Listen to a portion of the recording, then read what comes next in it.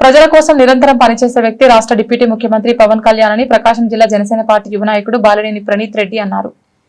ప్రకాశం జిల్లా దర్శి పట్టణం కురిచేడు రోడ్లోని అభిరామ్ ఫంక్షన్ హాల్లో జనసేన పార్టీ ఉద్యమ సభ్యత్వ నమోదు కార్యక్రమం జనసేన నాయకులు కోట హనుమంతరావు అధ్యక్షతన నిర్వహించారు.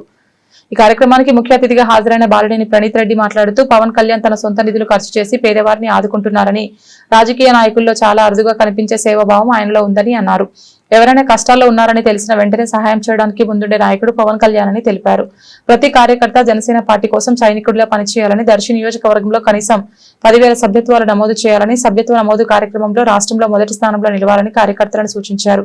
ఈ కార్యక్రమానికి ముందు కోట హనుమంతరావు జనసేన కార్యకర్తలు కలిసి బాలినేని ప్రణీత్ రెడ్డికి పుష్పగుచ్చంతో స్వాగతం పలికారు. అనంతరం దర్శి నియోజకవర్గ స్థాయి కార్యకర్తలు ప్రణీత్ రెడ్డిని కలిసి పరిచయం చేసుకున్నారు.